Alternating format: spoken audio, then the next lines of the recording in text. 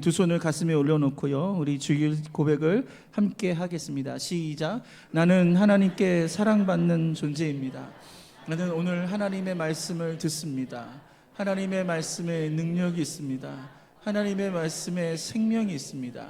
들은 만큼 변합니다. 들은 만큼 성장합니다. 들은 만큼 행복해집니다. 아멘. 할렐루야. 오늘 우리가 함께 봉독한 히브리서 9장 11절과 14절 말씀을 통해서 이 보혈의 능력이라는 제목 한번 따라할까요? 보혈의 능력. 오늘 이 보혈의 능력이 무엇인지 함께 은혜를 나누기를 원하는데요, 제가 이 교회에 오면서 보혈과 관련된 설교를 총 몇 차례 했는가 살펴봤더니 3번 했더라고요. 주일날 한 번 하고 금요일날 한 번 하고 특별 새벽 기도회 때 한 번, 이렇게 성도들과 함께 보혈과 관련된 설교를 한 걸 봤습니다. 그래서 제가 그것을 다 프린트하고 다 봤어요. 그리고 나서 가급적 중복되지 않고 가급적 동일한 얘기를 하지 않는 선에서 오늘 좀 설교를 좀 준비해 보려고 최선을 좀 다해 봤는데요, 오늘 저와 여러분의 삶 속에 이 보혈의 능력이 넘쳐날 수 있기를 바랍니다. 여러분, 이 보혈이란 말은요, 성경엔 나오는 단어가 아닙니다. 그 대신 어떤 단어가 나왔냐면 베드로전서에 보니까 보배로운 피라는 표현이 나와 있어요. 그래서 이것을 한자어로 줄여서 얘기하면 보혈이 되는 거고, 이 보혈이라는 게 찬송가에는 참 많이 나와 있어요. 그렇죠? 주의 보혈 능력이 있도다, 이렇게 찬양에 이런 보혈과 관련된 찬양이 굉장히 많이 나와 있습니다. 바로 예수님의 피가 우리의 죄를 사해주고 구원으로 인도한다라는 이런 보배로운 피를 표현하고 있어요. 이 피는 동물의 피와 사람의 피와 완전 질적으로 다른 차이가 있는 거고요, 완전한 그 차별을 가지고 이 피로 말미암아 우리가 죄의 사함을 받았다라는 것을 오늘 이렇게 표현하고 있습니다. 작년 이맘때쯤에 전 세계적으로 화제가 됐던 한 그림이 있습니다. 이 그림은 1962년에 한 고물상이 이탈리아의 카프리 섬의 한 빌라 지하실에서 우연히 발견한 거예요. 주인이 있지 않은 섬이었어요. 그 빌라에 이 고물상을 이렇게 수집했던 사람들이 이 지하 깊은 곳에서 숨겨져 있는 이 그림을 발견하게 됩니다. 그리고 집으로 가지고 와요. 깨끗이 닦은 다음에 표구상에 가가지고 액자를 딱 해가지고 정성껏 준비해가지고 와이프한테 딱 선물을 합니다. 그런데 와이프가 이 선물을 받고 한껏 기대를 했는데 그림이 너무 흉측한 거예요. 이쁘지가 않은 거예요. 그래서 마음에 안 드는 거예요. 그래서 에이, 그냥 갖다 버리라, 이렇게 했습니다. 하지만 이 고물상 남편분은요, 이것을 버리기 너무 아깝다는 거예요. 근데 또 어디다 팔자니 과연 이게 팔릴까 해가지고 그냥 에라 모르겠다라고 하고 그냥 집 거실에다가 이렇게 걸어놨다고 합니다. 그 세월이 무려 50년 동안 걸어놨습니다. 그런데 그 아들이 있는데 이 아들이 학교에서 공부를 하다가 피카소 그림을 보게 된 거예요. 그러면서 우리 집에 있는 그림하고 굉장히 유사한 것 같다라고 하면서 이 그림을 이렇게 찬찬히 보니까 또 이 그림에 보니까 이 피카소 그 이름도 써 있는 거예요. 그래서 아버지한테 얘기합니다. 아버지, 이 그림 피카소 그림 같아요. 만약 이게 피카소 그림이라면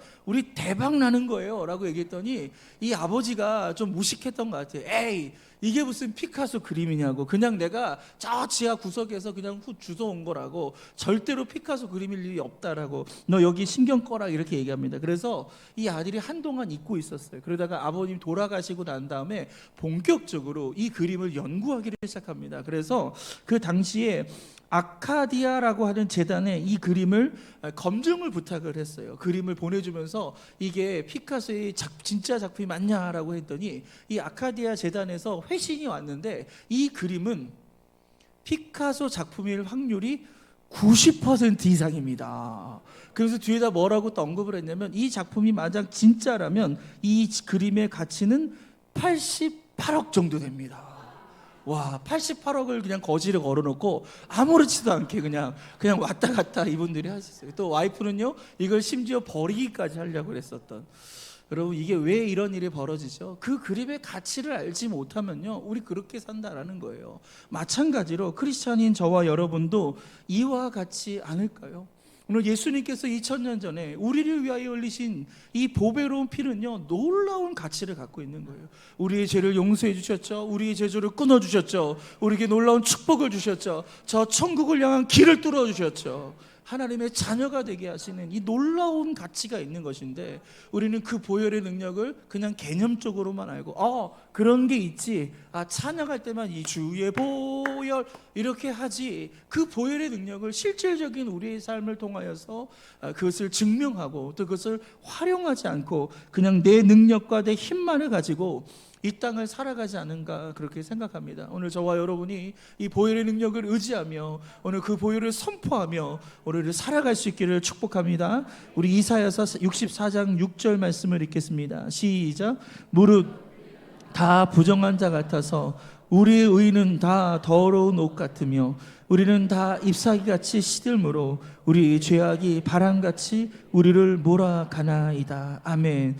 여기서 이사야가 뭐라고 얘기하냐면 우리의 의라는 게 뭐예요? 기준입니다. 하나님께서 우리를 위해 구원의 커트라인을 주셨어요. 몇 점인지 모르겠지만 어떤 그 커트라인이 있는데 그 커트라인을 넘어서야 우리가 구원을 받는데, 우리의 의가 뭐라고요? 오늘 이사야는 뭐라고 얘기하면 더러운 옷과 같다. 이건 뭐냐면 한참 못 미친다라는 거예요. 우리가 구원받을 수 없는 수준에 우리가 한참 모자른 상태에 있다라고 얘기하는데, 이 더러운 옷이라고 번역한 이 한글 성경은요 굉장히 완화해서 번역을 한 거고요. 히브리어의 본래 원뜻은 뭔지 아십니까? 더러운 걸레 같다라는 거예요.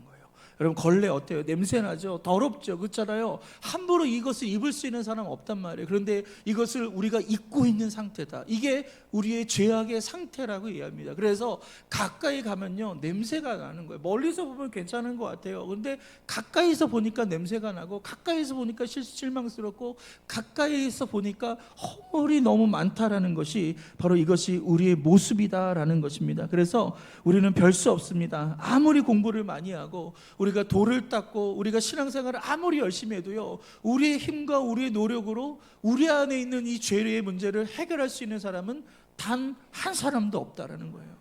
오늘 그렇게 예수 그리스도께서 이 땅에 오시지 않았다면요, 우리는 죄로 말미암아 죽을 수밖에 없고 영원한 저주 가운데 우리는 심판을 받을 수밖에 없다라는 것입니다. 오늘 그 보혈의 피가 오늘 우리 가운데 함께 할 때 우리는 죄 용서받고, 할렐루야, 하나님의 복을 받는 것을 믿으시기를 바랍니다.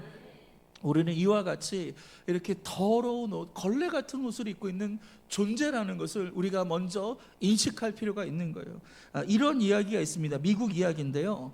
몹시 추운 겨울날 고속도로에서 교통사고가 난 거예요. 근데 다행히 큰 사고가 나지 않았어요. 사람이 죽거나 다치지 않았는데, 그래도 사고가 나면 그래도 이게 따져야 되는 거 아니에요. 누가 잘했는지 잘못했는지 그것을 따지고 피해 보상을 이렇게 구분을 하게 되는데, 앞에 있는 차에 타신 분이 유태인 변호사인데, 이분이 사고가 나자마자 문을 열고 나오더니 뒤에 있는 차를 향하여 굽신굽신거리면서 인사를 하면서 이렇게 얘기하는 겁니다. 아유, 이 추운 날씨에 사고가 나게 해서 정말 미안합니다 라고 얘기하는 거예요. 그러니까 이 뒤에 차도, 여러분도 사고를 나보셔서 알겠지만 어떤 사고는요 굉장히 명확하게 이 잘잘못이 드러나는 사고도 있지만 어떤 사고는 잘 모를 때가 있단 말이에요. 그런데 이 앞에 있는 차가 이렇게 굽신거리고 정중하게 나온 거 보니까 이 뒤에 차가 생각했어.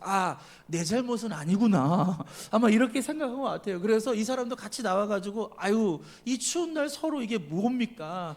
그렇지만 서로 이렇게 불편하게 됐네요. 아유, 참 너무 재수가 없네요. 서로 이렇게 좋은 덕담을 나누고 있었습니다. 그러더니 앞에 이 탔던 이 유태인 변호사가 제가 너무 미안해서 사과의 뜻으로 좀 대접을 하고 싶은데 날씨도 너무 추우니까 제 차에 아주 고급 양주가 있는데 제가 한 잔 따라 드려도 될까요? 이렇게 얘기하니까, 여러분, 추운 날씨에 이렇게 소주 한 잔 들어가면 이렇게 온몸이 따뜻해진다라고 누가 그렇게 얘기하는데, 저는 한 번도 마시지 못해서 그런 느낌을 모르는데, 그러니까 이 뒤에 있는 차가 아주 좋은 양주라고 하니까, 또 날씨도 추우니까 그거 좋다라고 하면서 그것을 덜썩 받아서 마셨어요. 그런데 여러분, 잔은 어떻게 하는 거예요? 돌려야죠. 그렇죠?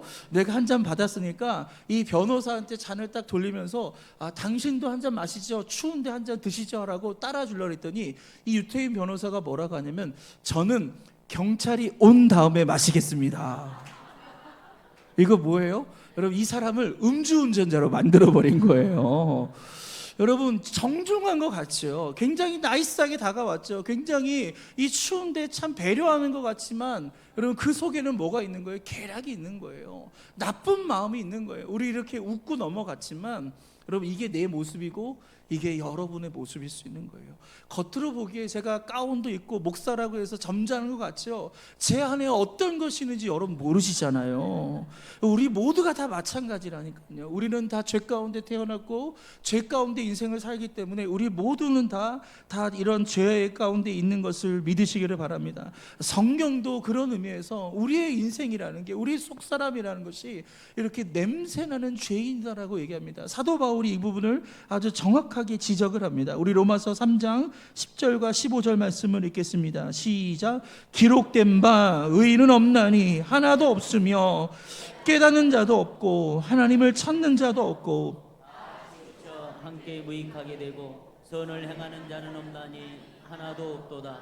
그들의 목구멍은 열린 무덤이요 그 혀는 속임을 일삼으며 그 입술에는 독사의 독이 있고 그 입에는 저주와 악독이 가득하고 그 발은 피 흘리는데 빠른지라. 아멘. 예, 우리가 평상시 살 때 보면요, 나 괜찮은 사람 같은 거예요. 나 이 정도면 괜찮지 않아? 신앙생활도 열심히 하고 교회 봉사도 최선을 다하고 또 교회 와가지고 열심히 청소도 하고 이 정도 괜찮은 거 아니야? 우리 그렇게 생각하는데 하나님은 그렇게 생각하지 않는다는 거예요. 오늘 이 로마서 3장 10절과 15절을 통해 뭘 얘기하고 있습니까? 의인이 없다라고 얘기하고 있어요. 저도 의인이 안 되고 성가대원들도 의인이 될 수 없고 여기 계신 어느 누구도 의인이 없다라고 얘기합니다. 그러면서 우리가 뭐예요? 우리가 다 죄인이다라고 얘기합니다. 그들의 목구멍은 열린 무덤이라고 얘기합니다. 무덤 뭐예요? 흉측하잖아요. 냄새나잖아요. 시체가 썩는 곳이란 말이에요. 그게 우리의 목구멍이다, 그것이 우리의 모습이다라고 얘기하며 우리의 혀는 속임을 일삼고 우리 입술은 독사의 독이 있고 그 입에는 저주가 가득하다. 바로 이것이 우리의 실존적인 모습이다. 이것이 죄인의 모습인 것을 이렇게 정단하게 사도 바울은 이렇게 얘기하고 있습니다. 그리고 이 얘기를 할 때 사도 바울도요, 마찬가지 나도 이런 모습이다라고 고백을 하죠. 그 위대한 고백이 로마서 7장 24절에 나와 있습니다. 같이 한번 읽어볼까요? 시작. 오호라 나는 곤고한 사람이로다. 이 사망의 몸에서 누가 나를 건져내랴. 지금 사도 바울이요, 지금 독백을 하고 있는 거예요. 만약 이것이 영국 무대였다라면요, 이 사도 바울에게 핀 조명이 딱 비춰지고 이 사도 바울은요, 하늘을 바라보면서 그렇게 가슴을 치면서 오늘 이 대사를 그렇게 고백하지 않았을까요? 여러분, 우리는 평상시 살면서 곤고함이란 단어를 잘 쓰지 않습니다. 현대적인 언어로 이 곤고함이라는 건요, 비참함, 이렇게 해석할 수 있는 거예요. 그렇다면 다시 한번 이 말씀을요, 우리가 읽을 때 여러분이 마치 연극의 주인공처럼 우리가 독백하면서 하나님 앞에 우리의 죄악된 모습들을 좀 솔직하게 고백하는 시간이 됐으면 좋겠습니다. 곤고함 대신에 비참함 사람이로다, 이렇게 해서 다시 읽겠습니다. 시작. 오호라 나는 비참한 사람이로다. 이 사망의 몸에서 누가 나를 건져내라. 여러분, 우리는 이렇게 비참한 사람이라는 거예요. 우리는 이렇게 곤고한 사람이고요, 우리는 답이 없는 사람이다 라고 이렇게 얘기하는 것입니다. 여기에 대해서 존 스토트라는 훌륭한 복음주의 목사님께서 이 본문을 이렇게 해석을 하는데 우리 다 같이 한번 읽어봤으면 좋겠습니다. 시작. 성숙된 성도만이 자기 혐오와 자기 절망의 상태에 이르게 되며 자기 육신 안에 선한 것이 조금도 거하지 않는 사실을 뚜렷하게 인식한다. 존 스토트 목사님 뭐라고 얘기했냐면 성숙한 성도라는 거예요. 그렇다면 성숙한 성도가 있다면 또 누가 있는 거예요? 성숙하지 않은 성도가 있을 수 있고요, 그리고 전혀 성도가 될 수 없는 그냥 세상 사람들, 예수를 전혀 알지 못하는 이 세 부류의 사람이 있는 거예요. 그래서 이 책에는요, 이 세 부류가 다 나오는데 이것을 다 설명하면 시간이 너무 어렵기 때문에, 너무 많이 걸리기 때문에 제가 성숙한 성도만 띄어갖고 나왔는데, 여러분, 성숙하지 못한 성도는요, 자기가 괜찮은 사람인 것 같이 생각하는 거예요. 아, 뭐 이쯤 되면 난 뭐 나이스한 거 아니야, 그렇게 생각하는 거예요. 그리고 여러분, 세상에 있는 사람, 예수를 믿지 않은 사람은요, 죄에 대해서 무감각해요. 내가 죄를 져도요, 이게 죄인지도 모르고 그냥 살아가는 게 세상 사람이라는 겁니다. 유일하게 자신의 죄를 깊이 있게 인식하는 사람은 누구라고요? 성숙한 신앙이에요. 정말 내 신앙이 깊이를 만들어내고 더 주님 사랑하기 원하시는 사람은요, 주님을 사랑하면 사랑할수록 내 안에 죄가 더 심각하게 보여지고요, 내 안에 이 죄에 대해서 혐오하게 되고요, 내 안의 상태를 절망스럽게 여길 수밖에 없다라는 것입니다. 예, 바로 이것이 저와 여러분의 모습이에요. 우리는 선을 행하는데 실패한 사람이라는 것입니다. 우리의 힘과 우리의 노력으로는요, 우리는 이 죄의 문제를요 절대로 해결할 수 없다는 것이 오늘 사도 바울의 고백이고 존 스토트 목사님의 이야기고 바로 우리의 처지고 우리의 상황이라는 것입니다. 그러면 이러한 죄의 문제를 우리가 어떻게 해결받은 거죠? 바로 예수 그리스도의 보배로운 피, 할렐루야. 오늘 하나님께서 그 하나밖에 없는 아들 예수 그리스도를 이 땅에 보내주셔서 누구든지 예수를 믿는 자들은 우리의 모든 죄를 용서해 주시고 하나님의 자녀를 값없이 삼게 해주셨다.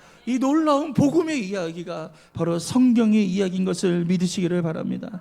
오늘 이렇게 저와 여러분은 이 예수 그리스도의 보배로운 피를 믿고 의지하며 나갈 때 우리는 죄 용서 받을 수 있고 참된 자유를 누리는 것을 믿으시기를 바랍니다. 우리 미가서 7장 19절 말씀을 같이 읽겠습니다. 시작. 다시 우리를 불쌍히 여기셔서 우리의 죄악을 발로 밟으시고 우리의 모든 죄를 깊은 바다에 던지시리라. 여러분, 미가 선지자는 구약의 선지자입니다. 예수님이 오시기 전에 선지자였던 미가가 이 죄의 문제를 우리가 어떻게 해결할 것인가, 이것은 우리 스스로 해결할 수 없다, 하나님이 도와주셔야 된다는 것을 분명히 얘기하면서 하나님께서 우리 죄악을 발로 밟으시고, 할렐루야, 하나님께서 우리의 죄를 저 깊은 바다에 던지셔야 한다라고 얘기하고 있어요.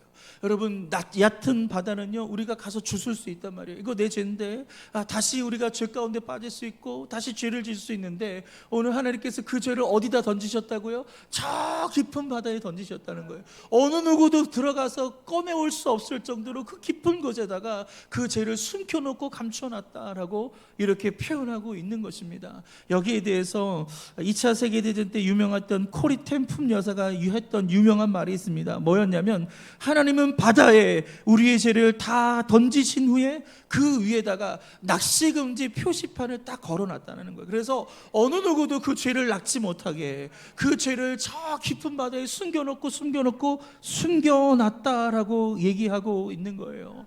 여러분, 우리 안에 죄는요 사실에 대한 것이지만 우리가 보혈의 능력을 의지하며 나갈 때 그 죄를요 저 깊은 바다에 숨겨놓으시고 하나님께서 끄집어내지 않도록 여러분 그렇게 하신 것을 믿으시기를 바랍니다.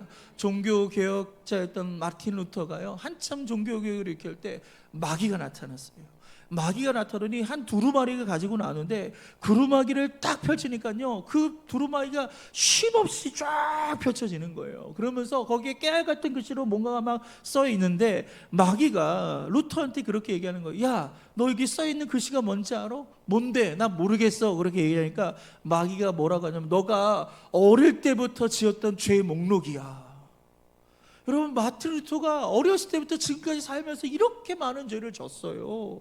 그러면 마귀가 이걸 왜 가지고 왔겠습니까? 야, 네가 이렇게 심각한 죄를 지고 이렇게 많은 죄를 졌는데 뭐? 종교계획? 뭐? 네가 하나님의 사람? 네가 무슨 선한 일을 한다고? 여러분, 마귀는 그렇게 정죄하려고 온 거예요. 여기에 대해서 루터가 어떻게 하는지 아십니까? 옆에 있었던 잉크통을 딱 들더니 그것을 그냥 벽에다 던지면서 나사렛 예수 이름으로 마귀는 떠나갈지어다. 여러분, 예수님께 우리가 회개하면 예수님 그 모든 죄를 다 지어주신 거예요. 그 죄 없다고 하신 거예요. 근데 마귀는요 그 과거의 죄를 끄집어내서 우리를 정죄하게 하고 우리를 심각하게 하고 우리로 하여금 하나님의 사람으로서의 삶을 살지 못하도록 우리를 방해하고 있는 거예요. 여러분, 이런 원수 마귀를 대적하시기를 바랍니다. 예수님의 피는요 우리의 모든 죄를 다 용서해 주시고 우리를 참된 자유를 주신 것을 믿으시길 바랍니다. 그래서 이러한 개념을 속죄라고 하는데, 이 속죄에 대한 표현이 이렇게 나와 있습니다. 같이 한번 읽어보겠습니다. 시작. 죄에 대한 대가를 누군가가 대신 치르고 그 책임이나 속박 상태에서 벗어나게 했다. 예수님의 그 보혈의 피가 어떻게 했다고요? 우리의 모든 죄에 대한 값을 다 치러주시고 그 책임을 다 물어주셔서 우리는 더 이상 묻지 않아도 되는 그런 자유한 자가 되었어요. 여러분, 우리는 깨끗하게 된 사람들입니다. 우리는 치료받은 사람들입니다. 우리의 저주는 끊어졌습니다. 우리는 더 이상 죄와 상관없는 사람으로 하나님의 자녀가 됐음을 믿으시기를 바랍니다. 그래서 이러한 보배로운 피로 말미암아 이 보혈이 이게 그냥 단지 과거의 개념으로 끝나는 것이 아니라 바로 현대적 의미에서 이 보혈이 실질적으로 우리에게 어떤 도움을 줄 수 있는가. 첫 번째로 한번 따라해 볼까요? 내적인 평화와 죄의 문제를 해결해 줍니다. 여러분, 현대 사회가 얼마나 바빠요. 눈 뜨면 새로운 게 막 확 일어나잖아요. 뭐 너무나 개념이 빨라가지고 따라갈 수가 없어요. 제가 지난주 목요일날 특세 중이었음에도 불구하고 한국 교회 AI 이 교육을 어떻게 할 것인가라는 중요한 세미나가 있었어요. 여러분, AI 시대에 한국 교회가 어떻게 가야 될까 이 연구하셨던 이 교수님이 나와서 발표하는 이 자리에 제가 가서 배우면서 우리 순복음 경동교회가 이 AI 시대에 어떻게 할까 제가 고민을 많이 하고 있습니다. 할렐루야. 그래서 이렇게 듣고 왔는데 제가 생각한 것 이상으로 너무 충격을 받았어요. 저도 조금 앞선 문화에 있기 때문에 AI도 설계에 활용을 하고 AI를 가지고 여러 가지 활동들을 하고 있음에도 불구하고 여러분, 그 저보다 더 많은 현대적인 이런 교육을 받으시고 연구하셨던 분을 보고 제가 너무 충격을 받았어요. 나도 너무 멀었구나. 여러분, 한국 교회가 너무 멀었어요. 이 세상이 너무 빠른데 여러분, 이것을 다 따라가려면 너무너무 바쁩니다. 그래서 불안합니다. 스트레스가 가중이 됩니다. 이 현대를 쫓아가는데 우리가 얼마나 두려운지 모르겠어요. 그럴 때 여러분, 우리가 두려워할 필요가 없는 것이 날마다 그 보혈의 능력으로 우리가 의지하며 나갈 때 우리 주님께서 참 평안을 주시고 이 세상을 비록 따라갈지 못할지언정 하나님께서는 하나님의 일들을 반드시 이루실 줄 믿으시기를 바랍니다. 그래서 여러분 마음의 평강을 얻길 원한다면 보혈의 그 능력을 의지하셔야 돼요. 여러분, 두려움이 찾아올 때, 염려가 찾아올 때, 근심이 찾아올 때 가만히 그냥 그런 마음을 허용하지 마시고 예수 그리스도의 보혈로 두려움은 떠나갈지어다, 염려는 떠나가라.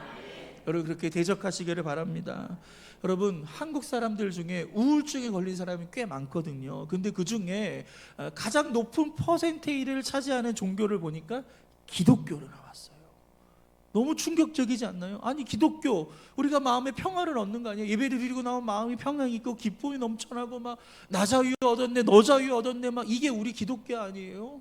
근데 기독교인이 우울증 환자가 너무 많은 거예요. 그리고 기독교인들 중에 우울증 걸려서 자살로 그 삶을 마감하는 사람들이 꽤 많다는 통계가 여러분 객관적인 데이터로 나왔습니다. 여러분, 왜 이런 현상이 벌어지죠? 여러분, 기독교인들은요 소위 죄책감이라는 걸 알아요. 죄에 대한 개념을 아니까 이 반복되는 죄에 대한 죄책감, 계속 어찌할지 모르는 이 죄책감에 시달릴 수밖에 없는데 여러분, 우리가 이것만 알아서는 안 됩니다. 그냥 개념만 알아서 되는 게 아니라 날마다 예수 그리스도의 보혈로 여러분 마음을 덮으셔야 돼요. 마귀를 대적하셔야 돼요. 알고 끝나는 것이 아니라 그것을 활용하고 사용해야지만이 우리가 이 죄책감에서 자유로워질 수 있고요, 참된 기쁨을 누리는 것을 믿으시기를 바랍니다. 두 번째는요, 소망과 회복의 힘이 있는 거예요. 여러분, 삶의 고난과 저주 다 뭐 때문에 시작된 거예요? 죄예요. 죄 때문에 우리가 불행해진 거고요, 죄 때문에 우리가 절망에 빠지게 되는데 예수님께서 그 죄의 문제를 십자가에서 완전히 밟으셨고 그 십자가에서 저 바다 깊은 곳으로 다 던져버리셨다. 그때 우리가 보혈의 능력을 의지하는 사람에게 참 소망이 있고요, 참된 행복이 있는 것을 믿으시기를 바랍니다. 그래서 절망 가운데, 좌절 가운데, 여러분 낙심 가운데 있을 때 여러분 보혈을 찾으시길 바랍니다. 찬송을 하세요. 주의 보혈 능력이 또다. 어느 생각 내 마음에 소망이 일어나는, 기쁨이 샘솟을 줄 믿으시기 바랍니다. 세 번째는요, 공동체의 유대감이 강화가 되는 거예요. 여러분, 오늘도 성찬을 합니다. 한 달에 한 번 하는데 이 성찬은요 어떤 의미가 있냐면 하나의 떡을 가지고 그것을 분리를 해가지고 모든 성들이 나눠 먹는 거예요. 그리고 포도주도요, 하나의 이 항아리 안에 있던 것을 각각의 잔에 분잔을 해서 성도들이 나눠 마시는 거예요. 그렇다면 이것을 먹고 마시는 순간 우리가 어떤 존재가 되냐면 서로 한 가족이 되는 거예요. 그래서 교회 안에 호칭이 뭐예요? 형제님, 자매님 이렇게 얘기하잖아요. 이게 뭐냐? 그냥 부르는 게 아니라 우리가 실질적으로 한 가족임을 이렇게 표현하고 있는 거예요. 그렇다면 성도들 중에 누가 아파요? 성도들 중에 누가 괴로워요? 어려운 문제 가운데 있어요. 그러면 혼자 한번 잘 해봐라, 쌤통이다, 그런 건 좋은 교회가 아닌 거예요. 그 아픔이 내 아픔인 것처럼 느껴지고, 할렐루야, 같이 금식하면서 같이 기도원도 가시고 간절히 기도하시면서 그 아픔이 해결될 수 있도록 함께 마음을 쓸 수 있는 것, 바로 그것이 참된 공동체의 모습이고 예수님의 그 십자가 보혈의 능력을 의지하는 그 교회의 모습인 줄 믿으시길 바랍니다. 우리 교회 이런 모습이 날마다 일어나기를 축복합니다. 네 번째는요, 바로 사랑과 용서의 실천. 바로 사랑과 용서의 실천입니다. 십자가에서 예수님께서 못 박혀 죽으실 때 왜 그런 거 있잖아요. 내가 저 사람 보니까 정말 신앙생활 잘하고 교회 열심히 다니고 정말 나한테 충성을 다하네. 그래, 나는 저 사람을 위해서 난 십자가에 못 박혀 죽었어 라고 우리가 생각할 수 있단 말이에요. 그런데 예수님께서 십자가에 못 박혀 죽을 때는요, 그런 거 상관하지 않았어요. 우리의 행위, 우리의 노력, 우리의 어떠함을 보시고 주님께서 십자가에 못 박혀 죽으신 것이 아니라 누구든지 예수를 믿는다면 그 사람을 위해서 십자가에 못 박혀 죽으시고 우리의 죄를 용서해 주신 것을 믿으시길 바랍니다. 때로는 내가 좀 신앙이 형편없을 수도 있어요. 좀 모자랄 수 있어요. 딱 봐도 내가 최선을 다하지 않은 것 같아. 과거에 비하면 내가 그렇게 열심히 있는 것 같지 않아. 그럼에도 불구하고 하나님은 여러분을 사랑하시고 여러분을 용서하신 것을 믿으시길 바랍니다. 이러한 일방적인 사랑과 일방적인 용서가 바로 십자가, 예수 그리스도의 보배로운 피를 통해 우리가 알 수 있는 거예요. 그렇다면 이러한 보혈의 은혜를 받은 저와 여러분은 어떻게 인생을 살아야 돼요?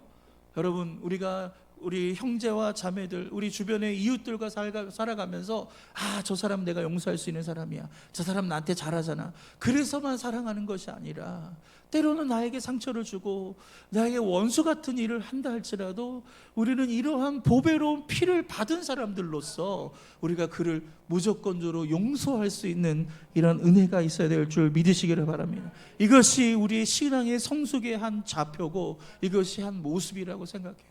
저는 우리 교회가 사랑으로 하나 되었으면 좋겠어요. 더 사랑으로 하나 되고 더 품어주고 더 안아주고 그렇게 함께 아름다운 공동체를 이루기를 주님의 이름으로 축원드립니다. 마지막 다섯 번째는요, 우리의 삶의 의미와 방향성을 제시하는 거예요. 여러분, 이 세상이 우리의 삶의 최종 목적지가 아니에요. 이 세상의 것 때문에 내가 목숨을 걸 만한 그런 것이 아닙니다. 왜냐하면 이 세상은요, 다 썩어지고 사라지고 파괴되고 말 것입니다. 진짜 우리의 삶의 의미와 목적은요, 영원한 것에 두셔야죠. 저 천국에 우리가 기쁨을 두고 저 천국에 우리가 의미를 갖고 믿음으로 살기를 원합니다. 그래서 때로는 우리가 이 땅에 가지지 못한 것 때문에 괴로워하고 낙심할 수 있지만 여러분, 그런 마음 갖지 마시고요, 하나님 믿고 의지하며 나가길 바랍니다. 여러분, 살면서 내가 그래도 한 통장에 한 10억 정도 있으면 내 남은 여생 그냥 편하게 놀고 먹으며 살 수 있겠다. 여러분, 혹시 그렇게 생각하신 분 있으신가요? 여러분, 만약 그 10억이 주어진다면 그 순간부터 여러분 행복할 것 같죠? 절대 그러지 않습니다. 10억이 주어지는 순간 우리의 마음에 어떤 마음이 생기는지 아십니까? 왜 난 20억 가지지 못해? 20억 가진 사람과 나를 비교하는 거예요. 저 사람 저렇게 많은 거 갖고 있는데 왜 난 이것밖에 못 갖지? 내가 투자를 못했구나. 내가 그때 내가 실수를 했구나. 여러분, 그런 비교의식이요, 끊임없이 우리 가운데 작동하는 거예요. 그래서 그 사람이 20억을 갖게 되면요, 만족할까요? 아니요. 100억 갖고 있는 사람과 비교하는 거예요. 왜 나는 이런 가정에 태어났지? 왜 난 이렇게 운이 없지? 그렇게 우리는 우리의 삶을요, 파괴적으로 이끌어가고요, 비교하면서 불행 가운데 살게 하는 거예요. 하지만 예수 그리스도의 그 보배로운 피를 믿고 의지하는 사람은요, 할렐루야, 여러분, 여기가 천국이에요. 할렐루야. 그 어디나 하늘나라예요. 어디에 있든지 간에 감사하고 어디 있든지 기쁨을 갖고 살고 삶의 의미를 붙잡고 신앙생활을 할 수 있다라는 거예요. 오늘 그런 의미에서 저와 여러분이 정말 아름다운 공동체, 신앙의 공동체를 이루며 아버지와 살기를 축복합니다. 그래서 우리 옆에 사람들 오실 때 그냥 보지 마시고 형제와 자매예요. 정말 격하게 우리가 축복하며 나갔으면 좋겠습니다. 여러분, 우리 옆에 사람들에게 한번 격하게 우리 인사할까요? 당신 잘 될 거예요. 할렐루야. 좋은 일 있습니다. 여러분, 기적이 일어납니다. 할렐루야. 교회 오시면 앞에 누가 앉았는지, 내 옆에 누가 앉았는지 인사하세요. 엘리베이터 타고 올라오실 때 그냥 먼 산 보지 마시고, 그걸 보지 마시고 할렐루야 먼저 인사하시고, 아유 잘 오셨다고요. 오늘 최고의 복을 받을 거예요. 제가 기도합니다. 잘 될 거예요. 좀 그렇게 한 메시지를 받으면 얼마나 마음이 편해져요. 얼마나 감사해요. 근데 교회 왔는데 아무도 아는 책도 안 해주고, 아무도 눈길도 주지 않고 그냥 혼자 왔다 그렇게 가면요, 그렇게 쓸쓸할 수가 없다니까요. 여러분, 그 느낌 저 알고 있어요. 여러분, 우리가 그런 사람으로, 우리가 성도들이 그런 실망감을 갖지 않는 그런 교회가 돼야 돼요. 저의 의무입니다. 할렐루야. 이런 걸 가르쳐야 돼요. 그렇기 때문에 여러분도 좀 서먹서먹할 수 있고, 여러분도 처음 와서 좀 어려울 수 있지만 그걸 깨세요. 할렐루야. 내가 먼저 사랑하시고, 내가 먼저 인사하고, 내가 먼저 안부 물어보고 잘 오셨다라고 하고, 그렇게 격하게, 할렐루야. 이따가 식당 갈 때도 줄 설 때 내 앞에 누가 있으면 식사 맛있게 하세요. 할렐루야. 반찬이 조금 형편없어도 여러분 맛있게 먹을 수 있는 거 아니겠어요? 우리 이런 교회 만들자고요. 이런 은혜가 있길 주님의 이름으로 축원드립니다. 그래서 우리의 삶이 정말 저 영원한 하늘나라를 꿈꾸며 소망하면서, 비록 내가 좀 빼앗기고, 비록 사라지고, 내 안에 좀 낙심된 일들이 있다 할지라도 저 하늘을 보며 절대 실망하지 않고 낙심하지 않고 하나님을 소망하며 믿음 가운데 승리하는 저와 여러분 되기를 축복합니다.